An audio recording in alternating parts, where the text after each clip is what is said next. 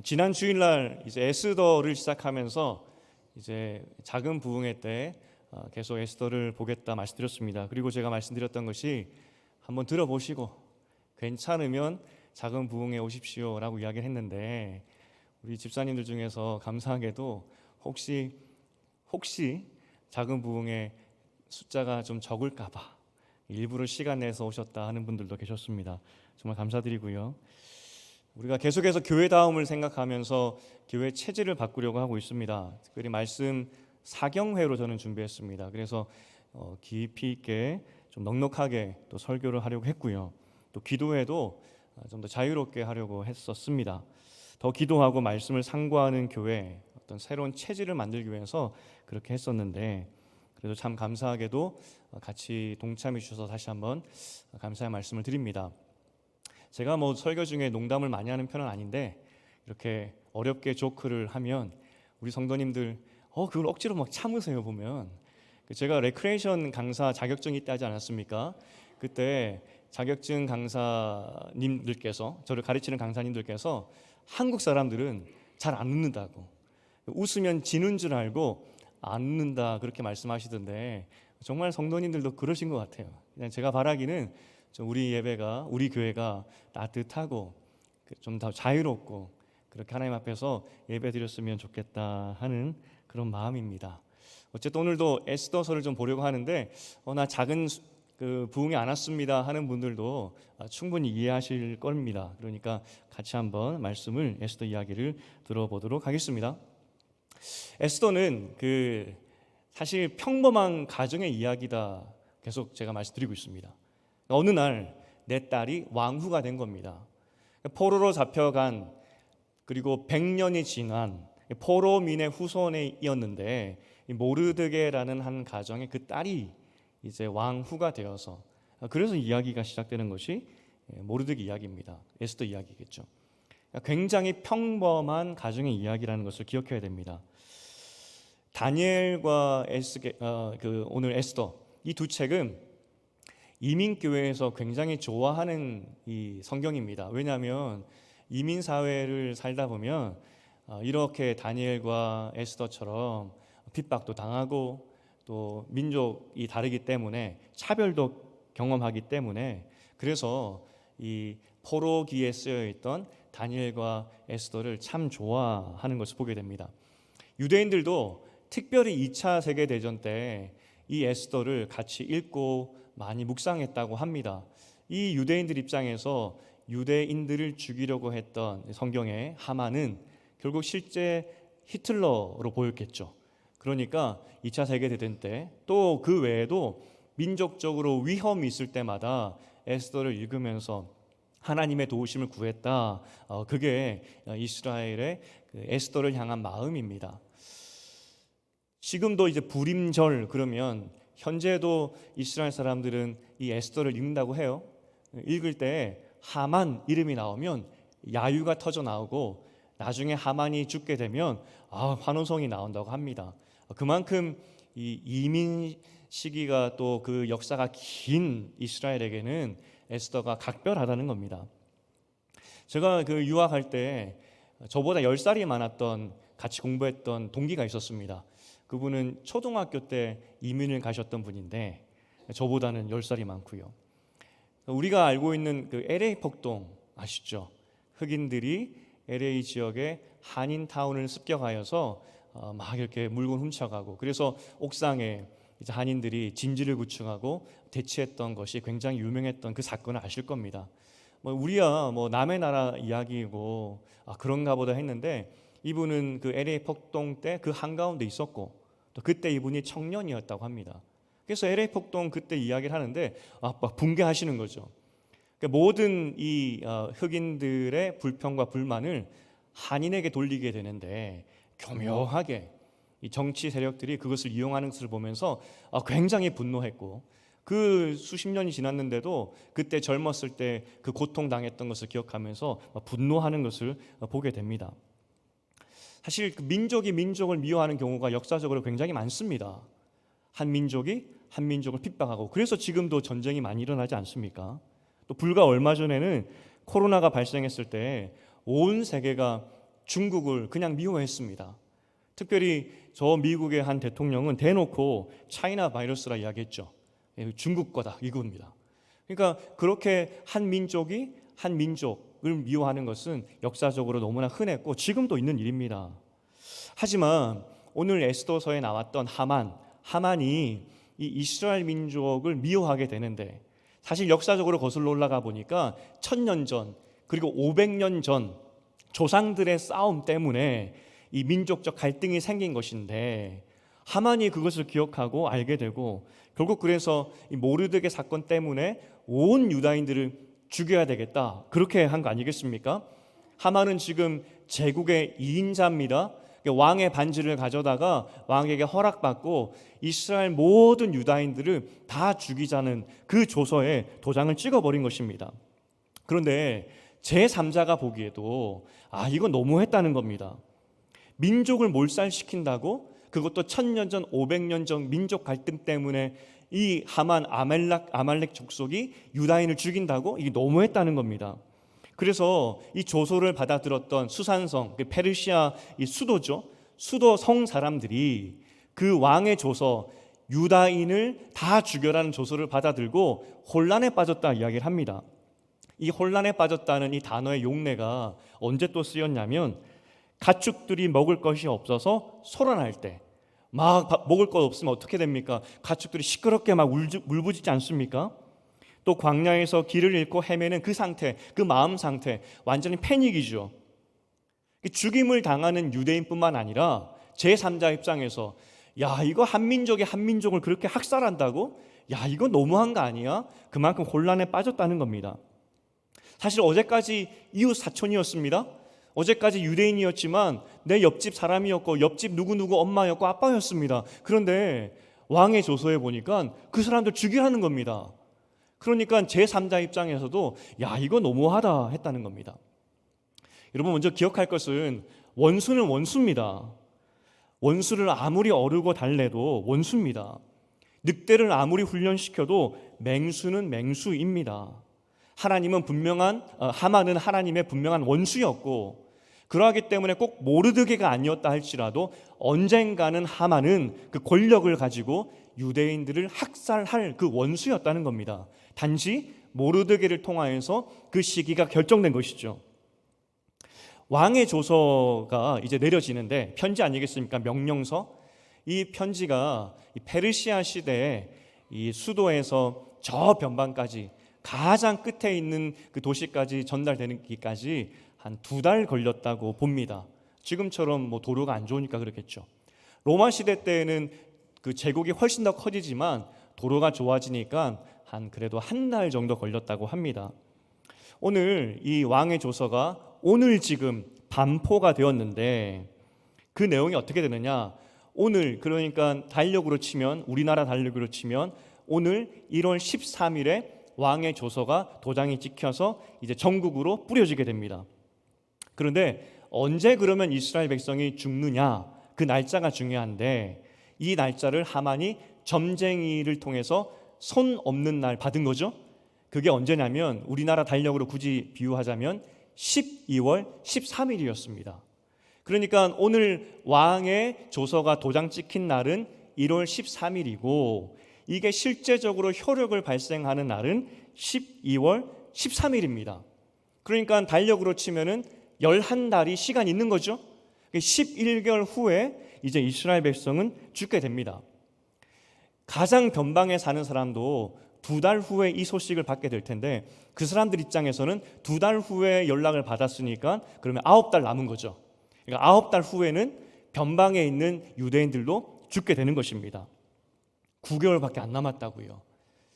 여러분, 이 말이 별로 와닿지 않으신 것 같은데, 오늘 에스더도 왕에게 왕후임에도 불구하고 왕에게 나아갈 때 이 법적으로 허락받지 않고는 나갈 수 없습니다 이야기합니다. 제가 계속 강조하고 있는 것이 페르시아 무시하면 안 됩니다. 법의 나라였습니다. 그러니까 왕의 조서, 왕의 도장이 찍힌 이 명령서는 반드시 이루어진다는 겁니다. 11개월 후에는 반드시 모든 유대인들은 다 죽게 되었다는 겁니다. 바꿀 수가 없습니다. 여러분, 영화에서 지구 종말에 대한 영화를 우리가 보게 되는데, 여러분에게 이제 11개월 정도밖에 남지 않았습니다. 11개월 후에는 여러분 다 죽습니다 라는 그런 어떤 그 마지막의 날에 대해서 예언을 받았다면, 실제 그렇게 살아가고 있다면 여러분은 그 11개월 동안 뭘 하시겠습니까? 11개월밖에 안 남았다면 여러분 뭐 하시겠습니까? 스피노자라는 철학가는 내일 지구가 멸망한다 하더라도 오늘 사과나무를 심겠다 이야기를 합니다. 참 이 낭만이 있죠. 뭐 좋아하시는 분은 뭐 배나무 심을 수 있고 감나무 심을 수 있고 그렇겠지만, 어쨌든 이 사람은 사과나무 심겠다 이야기를 합니다. 낭만이 있죠. 하지만 이것은 어떤 낭만의 이야기가 아니라니까요. 11개월 후에는 무조건 다 죽습니다. 그러니까 지금 온 수산성 사람들도 혼란에 빠졌다니까요. 11개월 후면 유대인은 다 죽는구나. 내일도 아닌데 제3자 입장에서도 혼란에 빠질 정도로 그러한 명확한 이 멸망의 날을 받아버렸다는 겁니다. 여러분이라면 11개월 동안 뭐 하시겠습니까? 생존력 강한 이 가장들이라면 아마 이런 일도 했을 것 같습니다. 신분 세탁. 사실 알고 보니까 우리 조상이 100년 전에 포로로 잡혀왔는데, 알고 보니까 우리 증조부께서, 알고 보니까 증조모께서 이방인이었더라. 그렇기 때문에 우리는 전통 유대인이 아니기 때문에 이 조서와는 상관이 없어. 뭐 그러면서 공증받으러 다닐 수도 있겠죠. 우리 족보부라고. 이거 아니라고. 우리 할머니 할아버지는 유대인 아니었다고. 또 혹자는, 또 생존력 강한 가장은 짐을 싸들고 어느 나라로 망명해야 되지? 우리를 모르는 새로운 곳에 가면, 지금 11개월이 남았기 때문에 새로운 곳에 어느 이사를 가면 우리가 유대인인 거 다 모를 텐데 살 수 있지 않을까? 그렇게 생각하는 사람도 있었겠죠. 사실 만약에 정말 이렇게 발빠르게 족보를 바꾼다든지 야반 도주를 준비하는 가장이 있었다면, 우리 집안의 할아버지나 아버지나 남편이 이렇게 준비했다면 얼마나 든든하겠습니까? 우리 할아버지, 우리 남편 역시 생존력 짱이야, 그랬었겠죠. 살 궁리를 하는 것이 사람의 마음일 겁니다. 왜냐하면 11개월이 남았기 때문입니다. 그런데 이제 모르드게와 일반 유다인의 반응을 이제 보겠습니다. 먼저 모르드게의 반응이 어땠는지 보겠습니다. 4장 1절을 함께 읽어보겠습니다. 4장 1절과 2절입니다. 시작. 모르드게가 이 모든 일을 알고 자기의 옷을 찢고 굵은 베옷을 입고 재를 뒤집어 쓰고 성중에 나가서 대성통곡하며 문 앞까지 이르렀으니 굵은 베옷을 입은 자는 대궐문에 들어가지 못함이라. 이 고대 근동에서 옷 찢고 재를 뒤집어 쓰는 것은 슬픔을 표현하는 일반적인 표현입니다. 지금 모르드게가 아이고 하면서 죽게 되었다고 이렇게 표현을 하는데, 어디까지 가서 표현을 하냐면 이 대궐 문 앞까지 이르렀다 이야기합니다. 그리고 특이한 이 이야기가 나오는데, 이 대궐 문에 못 들어가게 문지기가 막았다는 것이죠. 사실 이 슬픔을 표현하고 있는데, 대궐 안은 왕이 사는 곳입니다. 감히 불경하게 왕이 사는 그 궁전 앞에서 울고 있으면 안 되지 않습니까? 법으로 그러면 안 된다는 겁니다. 그럼에도 불구하고 모르드게가 드러내놓고 내가 11개월 후에 죽게 되었다고 다 이야기하고 다녔다는 것입니다. 누가 와도 도와줄 수가 없습니다. 왕의 도장이 찍혀버렸기 때문에 누구도 이것을 변화시킬 수 없는데, 모르드게는 살 궁리 찾지 않고 그렇게 궁궐까지 찾아가서 엉엉 울었다는 겁니다. 어쩌면 죽을 수도 있죠. 하지만 모르드게의 이 행동은 이해가 됩니다. 왜냐하면 어차피 모르드게 때문에 지금 유다인들이 죽게 된 거 아니겠습니까? 괜히 모르드게가 하만에게 눈 딱 감고 절 한번 했으면 되는데, 나 유대인이기 때문에, 나는 아말렉과 원수이기 때문에 절할 수 없다 이야기했더니 하만이 옳다구나, 그래 우리 민족의 원수, 조상의 원수 다 죽여버려야지. 이게 모르드게 때문에 일어난 일 아니겠습니까?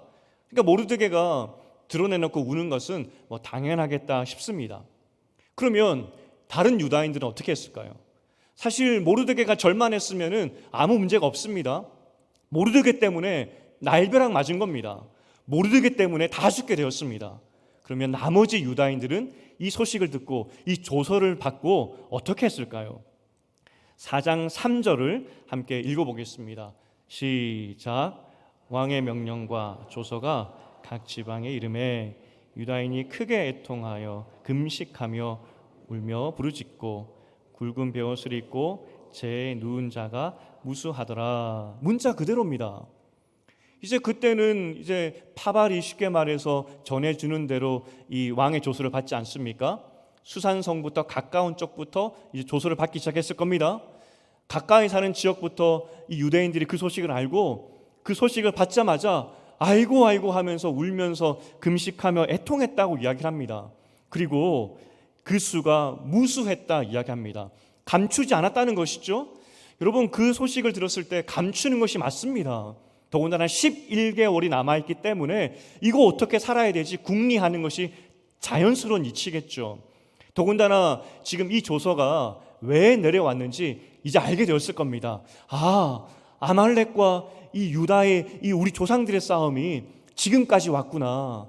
그러면 내가 유다인인 것 빨리 이거 고쳐야 되지 않을까 하는 그 마음이 들었을 텐데 유대인들이 그 사람들에게 나 유대인이라고, 나 11개월 후에 죽게 되었다고 그걸 드러냈다는 겁니다. 그리고 그 수가 무수했다. 아마 대부분의 유대인들이 자신을 드러냈던 것 같습니다. 여러분, 이 당시 에스더가 살았던, 그러니까 포로민 후예들, 100년이 지난 이 후예들의 믿음 상태는 혼합주의라고 말씀드렸습니다. 이들은 민족 언어도 잊어버렸고 이미 예루살렘 성전도 보지도 못했던 사람들이기 때문에 어떻게 예배 드려야 되는지도 몰랐던 그런 사람들입니다. 나중에 이제 유대 본토에 종교 개혁이 일어나는데, 종교 개혁이 일어나고 우리가 잘 알고 있는 바리새인들도 일어나는 것은 200년 후입니다. 지금 예루살렘으로 1차로 포로로 돌아갔던 사람들의 숫자가 5만 명밖에 안 됩니다. 그리고 시간이 지났지만 학자들은 에스더 때에도 예루살렘 인구는 5만 명이었을 거다라고 봅니다. 출애굽할 때 이스라엘 인구가 몇 명이었습니까? 200만 명이었습니다. 그런데 지금 예루살렘 본토에 살고 있는 유다인들 숫자가 5만 명뿐입니다. 지금 이스라엘은 정말 꺼져가는 등불이고, 그리고 흩어져 있는 유대인들의 신앙 상태도 물론 유대인이라는 민족적 정체성을 가지고 있지만 종교 자체는 혼합주의였습니다. 에스더 오늘 사건 이후로 이제 15년 후에 2차, 3차 포로 귀환이 일어나게 됩니다. 2차 때에는 그럼 몇 명 돌아가느냐? 적게는 1,500에서 많아야 5,000명이 돌아갔다 봅니다. 3차 때에는 인원이 너무 적어가지고 셀 수 없을 정도로 소수였다 이야기를 합니다. 특히 레위인들은, 이 제사를 지내는 레위인들은 안 돌아가려고 해요. 그래서 이 싹싹 빌면서 같이 가자고 부탁하는 장면들이 성경에 나오죠. 지금 100년이나 지나버렸던 이 시대, 에스더의 시대에 살았던 유대인들은 혼합주의였습니다. 그들에게 전통적인 그 하나님을 향한 신앙이 있을까 하는 생각이 드는 그런 혼합주의의 사람들이었다는 것이죠. 이민교회를 섬기면서 이민자 이제 3세, 4세를 만나는 경우가 있습니다. 이제 한국도 이민이 오래됐기 때문에 이민자 3세, 4세를 만나게 되죠. 그런데 이민 3, 4세에 넘어가면은 한국말 못합니다. 한국말 하는 것이 오히려 이상한 거예요. 다 잊어버립니다. 이게 여러분 마음에는 한국 사람이 한국말 가르쳐야지 싶지만 쉽지 않습니다. 다른 나라에서 우리나라 언어를 지킨다는 것은 정말 어렵습니다.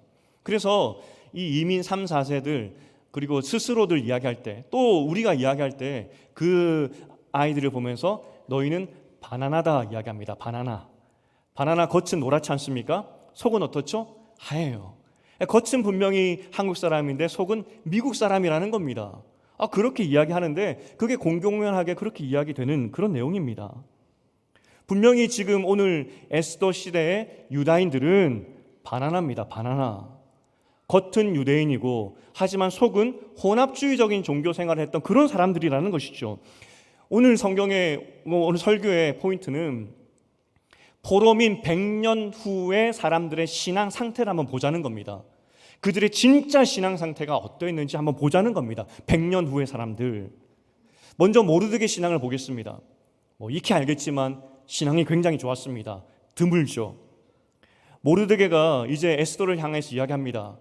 하나님께서 너를 왕후 세운 것은 이때를 위함이 아니냐. 그러니 왕에게 가서 선처를 구하라고 이야기를 하죠. 에스더가 이야기합니다. 페르시아는 법의 나라이기 때문에 내가 허락 없이 왕에게 나가면 나도 죽습니다. 지금 에스더에게도 방법이 아무것도 없다는 겁니다. 그때 모르드게의 답이 4장 14절입니다. 우리 4장 14절을 읽어보겠습니다. 시작. 이때 네가 만일 잠잠하여 말이 없으면 유다인은 다른 데로 말미암아 노임과 구원을 얻으려니와 너와 내 아버지 집은 멸망하리라. 네가 왕후의 자리를 얻은 것이 이때를 위함이 아닌지 누가 알겠느냐 하니, 모르드게의 답의 핵심은 두 가지입니다. 첫 번째는 네가 그렇게 하지 않는다면 하나님은 다른 방법으로 이스라엘을 구원할 것이다. 믿음 좋죠. 그리고 우리는 이 말에 동의합니다. 그렇지, 하나님이 다른 방법으로 구원하실 거야. 우리는 알고 있습니다. 근데 문제는 두 번째 말이죠. 네가 왕후에 오른 것이 이때를 위함이 아닌지 누가 알겠느냐. 마치 이 문자적으로 보면은 도박 같습니다. 야, 너 왕후 됐잖아. 이게 하나님의 뜻일 수도 있잖아. 그러니까 가봐, 이겁니다. 사실 굉장히 이건 강요이고 딸에게 위험천만한 일을 맡기는 거죠. 우리가 모르드게의 삶을 보았지만 모르드게는 딸 바보였습니다. 딸이 왕후가 되었습니다. 그럼에도 불구하고 모르드게는 이거 비밀로 해야 돼 했던 사람입니다. 왜냐하면 이 에스더는 페르시아 7대 가문의 사람도 아니고 괜히 이거 유다인이라는 것이 알려져서 저 포로민 출신이라는 거 알려져서 괜히 피해받을까 봐 나 괜찮으니까 절대로 유다인인 것, 내 딸인 것 말하지 마라고 했던 것이 모르드게였습니다. 다 퍼주었던 것이 모르드게였습니다. 그런데 오늘 이 본심이 드러난 것 같습니다. 내가 죽게 되었으니까 같이 죽자? 이런 뜻인 것 같기도 하고요.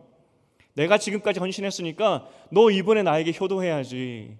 너 돈 벌었으니까 나에게 차 사주고 집 사줘야지. 그런 부모의 마음일까? 효도해야지. 이런 마음일까 싶기도 합니다. 오늘 모르드게가 하는 이때를 위함이 아닌지 누가 알겠느냐, 이 말의 의미는 사실은 요엘서에서 가지고 온 표현입니다.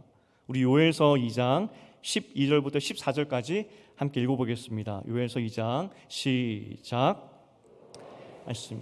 너희는 이제라도 금식하고 울며 애통하고 마음을 다하여 내게로 돌아오라 하셨나니, 너희는 옷을 찢지 말고 마음을 찢고 너희 하나님 여호와께로 돌아올지어다. 그는 은혜로우시며 자비하시며 노하기를 더디하시며 이내가 그사 뜻을 돌이켜 재앙을 내리지 아니하시나니, 주께서 혹시 마음과 뜻을 돌이키시고 그 뒤에 복을 내리사 너희 하나님 여호와께 소제와 전제를 드리게 하지 아니하시는지 누가 알겠느냐. 이 요엘 선지자는 350년 전 선지자입니다. 그러니까 엘리사 시대 때의 선지자입니다. 그때 이스라엘이 가장 타락했던 때 아니겠습니까? 요엘을 통해서 다시 한번 하나님께서 말씀하십니다. 마음을 찢고 회개하고 돌이키면 내가 너희를 용서하고 너희 예배도 받아줄 것이다. 누가 알겠느냐? 이 말은 하나님께서 용서하시고 받아주실 테니 그렇게 마음을 찢고 돌아오라는 그런 의미였습니다. 혹시나 어쩌면 어떤 도박의 개념이 아니라 너희가 회개하면 반드시 하나님께서 구원해 주실 것이라는 그 확신이죠. 구원의 메시지였습니다. 오늘 모르드게 언어는 도박이 아닙니다. 야, 우리 다 죽게 되었으니까 너도 죽게 되었으니까 한번 왕에게 가봐. 한번 왕에게 한번 부탁해봐. 혹시 알아? 왕이 도와줄지? 그게 아니라 네가 태어나고 어떻게 해서 왕후가 되었는지 그 과정을 다 지켜보았는데, 내가 그 모든 과정 가운데 하나님의 섭리를 내가 보았는데, 내가 확신한다. 하나님께서 너를 통해서 구원하실 테니 왕에게 가라고 이야기하는 것입니다. 아마 이 모르드게는 요셉의 이야기가 떠올랐을 것 같습니다. 우리 창세기 45장 7절과 8절을 읽어보겠습니다. 창세기 시작. 하나님이 큰 구원으로 당신들의 생명을 보존하고 당신들의 후손을 세상에 두시려고 나를 당신들보다 먼저 보내셨나니 그런즉 나를 이리로 보내니는 당신들이 아니요 하나님이시라. 하나님이 나를 바로에게 아버지로 삼으시고 온 집의 주로 삼으시며 애굽 온 땅의 통치자로 삼으셨나이다. 오늘 이 요셉의 고백이 모르드게의 고백이었다는 겁니다. 내가 지켜보니 네가 절대로 왕후가 되지 못한 그런 상황인데, 우리가 왕후 경쟁이 얼마나 치열한지 작은 부흥회 때 보았지 않습니까? 부모들이 찾아와서 논 팔고 집 팔고 소 팔아서 그 돈으로 치장했던 것이 왕후 경쟁의 모습이었습니다. 온갖 술수를 부려서 왕후가 되기 위해서 싸웠는데 에스더는 아무것도 하지 않았습니다. 그런데도 왕후가 되었죠. 그런데도 사람들에게 사랑받았다 이야기를 합니다. 모르드게가 보았습니다. 야, 저거 하나님이 아니면 할 수 없는 일이야. 그리고 아마 생각했을 것입니다. 아, 그때 요셉의 이야기가 이 이야기가 아닐까? 그리고 도전하죠. 내가 확신하건대 하나님이 너를 사용하실 테니 왕에게 가라라고 이야기했던 것입니다. 이게 모르드게의 믿음이었습니다. 야, 대단하지 않습니까? 그런데 다시 한번 말씀드리지만 모르드게는 그렇다 치더라도 다른 유다인들은 어땠을까요? 혼합주의 중에서도 그런 신앙을 하는 시대에서도 모르드게 같은 사람이 있을 수도 있겠죠. 하지만 대부분의 유대인들은 어땠을까 하는 질문이 들게 됩니다. 나중에 이제 모르드게가 이 에스더에게 왕에게 나가라, 네 신분을 밝히고 왕에게 나가라 이야기하는데, 결국 아하수에로 왕, 그 왕이 에스더의 민족적 정체성을 언제 알게 되냐면 8장 1절입니다. 우리 8장 1절을 읽어보겠습니다. 시작. 그날 아하수에로 왕이 유다인의 적인 하만의 집을 왕후 에스더에게 주니라. 에스더가 모르드게는 자기에게 어떻게 관계됨을 왕께 아뢰었으므로 모르드게가 왕 앞에 나오니 그가 아는 것, 여기까지입니다. 그러니까 이제사 아하수에로 왕이 난 장인 없는 줄 알았는데 8장에 이르러서야 장인이 있다는 것도 알게 되고 아내의 민족적 정체성을 이제서 알게 됐다는 겁니다. 아하수에로 입장에서 갑자기 장인이 생기면 얼마나 당황했을까? 장인 어른이 불편했을 텐데 바둑을 둬야 되나? 장기를 둬야 되나? 어쨌든 8장에 이르러서야 에스더가 자신의 민족적 정체성을 정확히 이야기했다는 겁니다. 유대인들은 그러면 언제 알았을까? 이 에스더와 모르드게의 관계를 언제 알았을까? 아마도 오늘 본문 16절에 이르러서 알았을 겁니다. 유대인들은 모읍니다. 에스더가 부탁했듯이 사실은 내가 에스더의 아빠인데 왕후가 우리를 대신하여서 왕에게 탄원하러 나가니까 같이 기도하자고. 법을 어기고 내 딸이 왕에게 나아가는데 죽을 수도 있다고 여러분 알지 않냐고. 그러니 3일 동안 금식하자고 라고 하는 장면이 16절에 나오는 것이고, 아마도 그때 이르러서야 유대인들도 왕후가 유대인이구나 알았다는 것입니다. 사실 이때 유대인들 마음이 얼마나 기뻤겠습니까? 아니 어쨌든 왕후가 유대인이라니, 야, 우리가 살 길이 있겠다, 그런 마음이 들었겠죠. 유대인들이 붙잡을 동아줄이 생긴 겁니다. 그런데 여러분 다시 한번 이 본문의 흐름을 잘 보십시오. 유대인들이 자신의 신분을 언제 드러냈냐면 왕후가 유다인이라는 것을 알게 된 후에 나 유대인입니다 라고 드러낸 것이 아니라 아무 소망 없을 때 조서를 받자마자 그들은 나는 유대인인데 내 민족의 원수 때문에 죽게 되었다고 자신을 드러냈다는 겁니다. 어떤 믿을 만한 구석이 있었기 때문에 왕후가 우리 편이구나, 그것 때문에 자신을 드러낸 것이 아니라 시간 순서상 정확하게 그들은 먼저 자신을 드러냈다는 것이죠. 여러분 이거 정말 이상하지 않습니까? 어떻게 죽음을 각오하고 유대인들이 혼합주의를 살았던 유대인들이 자신의 신분을 드러내고 11개월 후에 그러면 죽는데 왜 그렇게 자신의 그 정체성을 드러냈을까 하는 질문이 들리게 되죠. 여러분, 제가 이전에 한번 신명기적 역사관이라고 설명드린 적이 있습니다. 무슨 말이냐면 에스더 때 사람들의 질문이었습니다. 에스더 시대를 살아가는 혼합주의지만 그래도 그들의 그 후손들의 질문이 뭐냐면, 하나님, 아니 우리가 하나님의 자녀들인데 왜 우리 조상들은 망해서, 그래서 그 결과로 왜 우리는 이렇게 페르시아의 포로로 살아야 됩니까? 그 질문이었습니다. 이게 이 당시 에스더 시대를 살아가는 사람들의 질문이었습니다. 아니 하나님, 왜 우리나라는 망했나요? 그리고 그 답을 하나님께서 주신 것이 뭐라고 말씀드렸죠?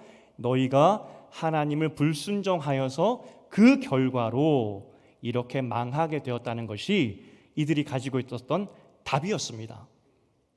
분명히 이 시대를 살아가는 유대인들은 혼합주의였습니다. 말도 잊어버리고 어떻게 예배 드리는지도 잊어버렸던 그런 사람이었습니다. 하지만 한 가지 알고 있었습니다. 우리가 망하지 않기 위해서는 하나님 붙잡아야 된다고. 우리가 살기 위해서는 하나님 붙잡아야 된다고. 만약에 이 사건이 그들의 조상 때에 있었다면 이스라엘 백성들은 틀림없이 애굽을 찾아갔을 겁니다. 애굽 왕이여, 우리가 죽게 되었습니다. 살려주십시오. 이게 이스라엘 조상들의 역사였습니다. 그래서 망했다는 겁니다. 하지만 지금 비록 혼합주의를 살아가고 있었던 유대인 후손들이었지만 그들은 성경의 말씀을 통하여서 왜 조상들이 망했는지 알았던 것입니다. 그리고 민족적인 위기가 닥쳐왔을 때 그들의 조상들이었다면 당연히 에스더의 발목을 붙잡고 살려달라고 애걸복걸하고 11개월이나 남았기 때문에 어떻게 하면 내 족보를 바꾸고 어떻게 하면 야반 도주할까 생각했을 것인데, 그들은 겨자씨만한 믿음으로 절름발이 같은 신앙생활이지만 우리 조상이 이렇게 해서 망했는데 우리는 하나님 붙잡아야 된다고. 그게 유다인들의 신앙 상태였다는 겁니다.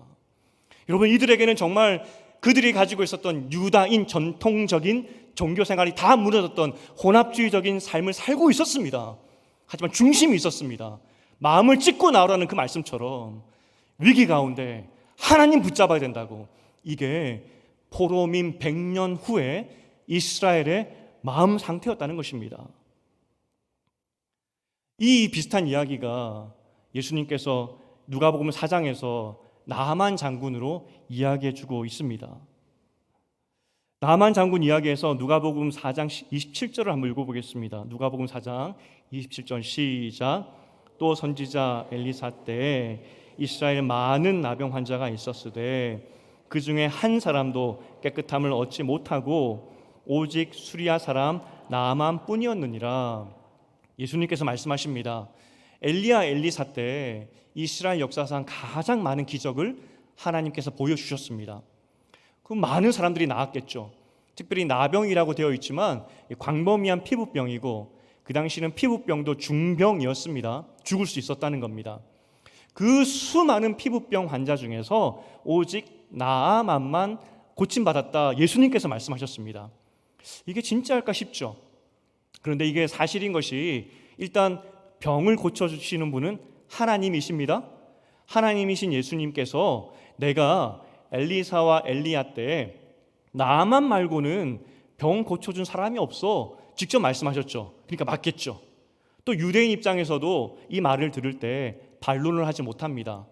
그들도 랍비들의 역사, 또 다른 성경 말고 다른 기록들이 있지만 눈 씻고 찾아봐도 엘리야 엘리사 때 이 병을 고침받았다는 유대인 기록이 없거든요. 그러니까 잠잠히 고요하게 있는 겁니다. 이 나아만이 어떻게 병 고침을 받았는지 우리가 열왕기하 5장 10절부터 14절까지 함께 읽어보겠습니다. 열왕기하 5장 10절부터 읽어보겠습니다. 시작. 엘리사가 사자를 그에게 보내 이르되 너는 가서 요단강에 물을 7번 씻으라. 내 살이 회복되어 깨끗하리라 하는지라. 나아만이 노하여 물러가며 이르되 내 생각에는 그가 내게로 와서 그의 하나님 여호와 이름을 부르고 그의 손을 그 부위 위에 흔들어 나병을 고칠까 하였도다. 다메섹 강 아바나와 바르바른 이스라엘 모든 강물보다 낫지 아니하냐. 내가 거기서 몸을 씻으면 깨끗하게 되지 아니하랴 하고 몸을 돌려 분노하여 떠나니 그들의 종들이 나와서 말하여 이르되 내 아버지여 선지자가 당신에게 큰 일을 행하라 말하였다면 행하지 아니하였으리이까. 하물며 당신에게 이르기를 씻어 깨끗하게 하라 함이리까 하니 나아만이 이에 내려가서 하나님의 사람의 말대로 요단강에 7번 몸을 잠그니 그의 살이 어린 아이의 살같이 회복되어 깨끗하게 되었더라. 우리 다 아는 내용입니다. 7번 몸 씻으라 이야기를 하죠. 나만 이야기합니다. 내 상식으로는, 지금까지 경험으로는 분명히 주술 행위를 해야 되는데 무슨 말이냐고. 저 작은 요단강 가서 몸을 씻으라고? 우리나라 강물이 더 좋다고 이야기를 하죠. 그러면서 분노하면서 돌아가려고 합니다. 그때 종들이 이야기합니다. 나만 장군이요, 개똥이라도 주워 먹으라고 하면 주워 먹어야 될 거 아닙니까? 당신 그렇게 하지 않겠냐고. 뭐라도 지푸라기라도 잡아야 되는데 지금 그거 해보라고, 뭐 하는 거냐고 이야기를 하죠. 나만이 믿져야 본전이다. 그래, 내가 개똥이라도 주워 먹어야 되는 입장인데 한번 씻어나 보자 하고 씻었더니 나았습니다. 지금 이 나아만 장군의 위치는 이스라엘을 압제했던 이 암몬의 2인자입니다. 삽시간에 이 소문이 다 퍼졌을 겁니다. 이야, 하나님의 선지자가 이방인들도 고쳐주더라. 그러면 여러분이 유대인이라면, 특별히 이 병을 가지고 있는 유대인이라면 엘리사에게 가는 것이 맞지 않겠습니까? 그런데 아무도 안 갔다는 겁니다.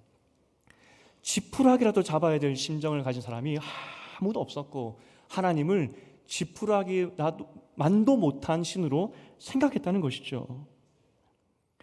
이스라엘 조상 중에 단 한 사람도 병 고침 받은 사람이 아무도 없었습니다. 예수님께서 그걸 말씀하고 있는 겁니다. 그런데 오늘 100년이 지난 모르드게 시대에 포로로 잡혀갔던 이 100년 후의 시대 사람들이 조상들의 길이 아니라 11개월의 시간이 있음에도 불구하고 자신의 신분 다 드러내놓고 울며 하나님의 도우심을 구하며 금식했다는 것입니다.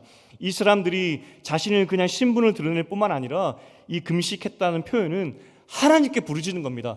하나님 살려주시옵소서. 그런데 놀랍게도 이들의 신앙은 절름발이었고 혼합주의였고 하지만 그럼에도 불구하고 이 겨자씨만한 믿음으로 하나님 도와주시옵소서라고 외칠 때 하나님은 11개월 후에 그들을 구원해 주셨다는 것입니다. 정말 보잘것없는 신앙이었지만 그래도 한 가지 확실한 것, 하나님이 나를 구원하실 것이다. 그 믿음 가지고 갔을 때 그렇게 구원해 주셨다는 것입니다. 시편 18편 6절에 보니까 이런 말씀이 있습니다. 시편 18편 6절을 보겠습니다. 시작. 내가 환난 중에서 여호와께 아뢰며 나의 하나님께 부르짖었더니 그가 그의 성전에서 내 소리를 들으시며 그의 앞에서 나의 부르짖음이 그의 귀에 들렸도다. 여러분, 이 하나님 앞에 귀에 들리는 이 이야기가 예수 잘 믿고 하나님 잘 믿는 사람들의 소리뿐만 아니라 이 바나나 인생같이 거친 유대인인데 아는 그래도 종교적인 습성이 조금 남아있지만 혼합주의를 살고 있었던 그 사람의 음성도 하나님이 들어주셨다는 것입니다. 겨자씨만한 믿음, 하나님 도와주시옵소서 결단하는 그 믿음에 하나님이 반응하셨다는 것입니다. 이 예는 사마리아 여인 비유에도 잘 나옵니다. 우리가 사마리아 이 사람들 알지 않습니까? 그들도 모세 오경을 믿었습니다. 하지만 잘못된 믿음을 가지고 있었죠. 그럼에도 불구하고 한 사마리아 여인이 내 인생이 너무나 답답합니다. 내 인생 어쩌다가 이렇게 고개도 못 드는 정도로 되었는지 하나님 너무나 답답합니다. 하나님이 계신 곳이 나에게 알려준다면, 하나님이 어디 계신지 알게 된다면 거기 가서 하나님 앞에서 한번 내가 엉엉 울어보겠습니다. 그렇게 애타게 하나님을 찾고 있는 그 여인을 위해서 예수께서 말씀하셨습니다. 내가 사마리아로 가야 되겠다고. 절름발이 신앙이고 혼합주의적인 신앙이고 잘못된 믿음을 가지고 있었던 사마리아인이었지만 애타게 하나님을 붙잡고 기도하고 있는 그에게 지푸라기라도 잡는 그 심정으로 하나님을 찾는 그 여인을 예수님께서 찾아가셨다는 것입니다. 오늘 이 본문의 이 내용이 뭐냐? 어떻게 유대인들이 신앙을 가졌느냐? 어떻게 이 유대인들이 하나님을 찾았느냐? 그들은 정말 지푸라기 잡는 심정으로 하나님을 찾았던 겁니다. 그리고 그 겨자씨만한 믿음으로 하나님을 찾게 되는데 그 민족 가운데 하나님의 구원의 역사가 이들을 통해서 일어나게 되었다는 것입니다. 오늘 이 겨자씨만한 믿음이지만 유대인의 기계를 우리는 본받아야 됩니다.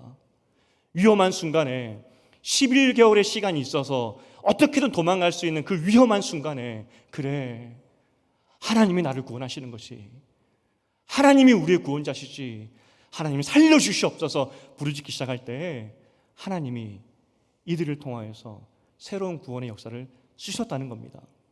우리가 에스더 이 사건 이후에 15년 후에 2차, 3차 포로 귀환의 사건이 있었다 이야기를 했습니다. 그리고 그 숫자가 굉장히 소수였다 이야기를 합니다. 그래서 우리 마음에는 이 사람들 이제 완전히 페르시아에 동화되어서 진짜 혼합주의적인 삶을 살았구나 비난할 수 있겠죠. 하지만 학자들은 공통적으로 이야기합니다. 2차, 3차 때 포로 귀환 때 숫자가 중요한 게 아니라고. 정말 각성한 한 사람, 그 소수가 예루살렘으로 돌아갔더니, 에스더를 통하여서 각성한 유대인들이 소수지만 돌아갔더니 그 민족이 다시 살아나더라. 그걸 이야기하고 있다는 겁니다.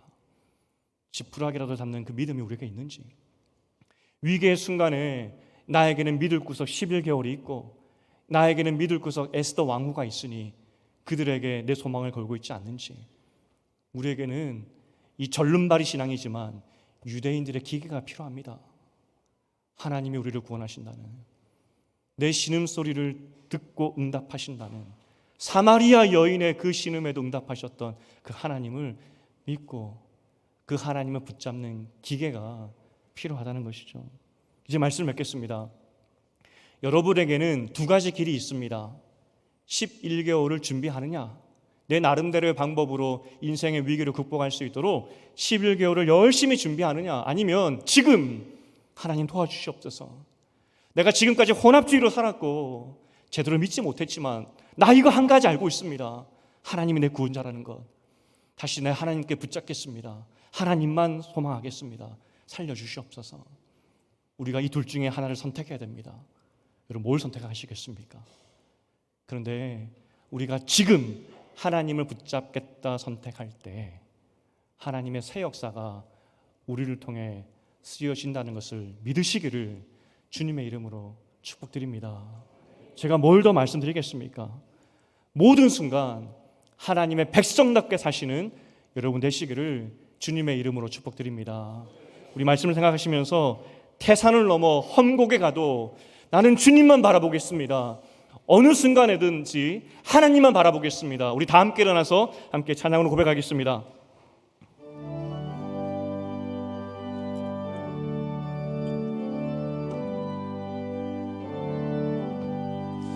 태산을 넘어 험곡에 가도 빛 가운데로 걸어가면 주께서 항상 지키시기로 약속한 말씀 변치 않네. 하늘의 영광, 하늘의 영광, 나의 맘속에 차고도 넘쳐 할렐루야를 힘차게 불러 영원히 주를 찬양하리. 캄캄한 밤에 다닐지라도 주께서 나의 길 되시고 나에게 밝은 빛이 되시니 길 잃어버릴 염려 없네.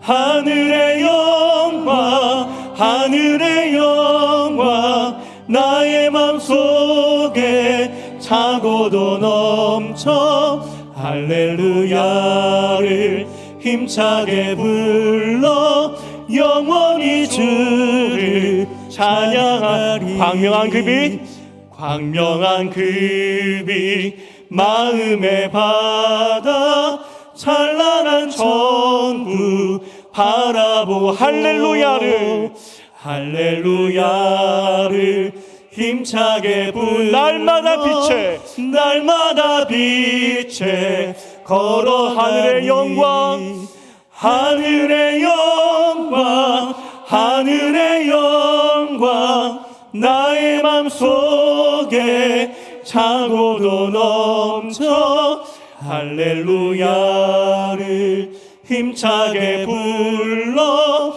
영원히 주를 하늘의 영광 하늘의 영광 하늘의 영광 하늘의 영광 나의 맘속에 차고도 넘쳐 할렐루야를 힘차게 영원히 주를 찬양하리. 성경은 우리를 빛의 자녀라고 말합니다. 왜냐하면 영광의 빛이 함께하고 있기 때문에, 영광의 빛된 예수가 우리 가운데 함께하고 있기 때문에 성경은 우리를 바라보면서 빛의 자녀라고 이야기를 합니다. 빛의 자녀가 살 길은 11개월 동안 뭘 할까 살 궁리로 살 사람들이 아니라 하나님의 도우심을 통해 살 사람들입니다. 여러분은 하나님의 빛의 자녀이기 때문에 하나님께서 저 어두운 골짜기에 있다 할지라도, 말 못할 웅덩이에 있다 할지라도 빛 대신 하나님께서 여러분과 동행하시며 구원해 주신다는 사실입니다. 때로는 혼합주의로 내 믿음 생활에 엉망이 된다 할지라도 한 가지만 기억하면 됩니다. 주님이 나의 구원자시라고. 그러면 우리 주님께서 우리 삶 가운데 빛으로 임하셔서 구원해 주신다는 것입니다. 하나님, 이 본당을 또 나가면 험한 세상입니다. 어디로 갈지 모르는 세상이지만 다 주님 손에 맡겨드립니다. 주님께서 빛이 되어주시고 주님께서 길이 되어주시고 절름발이 신앙이지만 주님께서 내 길 가운데 함께 하셔서 하나님 때문에 이겼다는 고백이 내 삶 가운데 있게 도와주시옵소서. 우리 주님의 이름 한번 붙잡고 기도하겠습니다.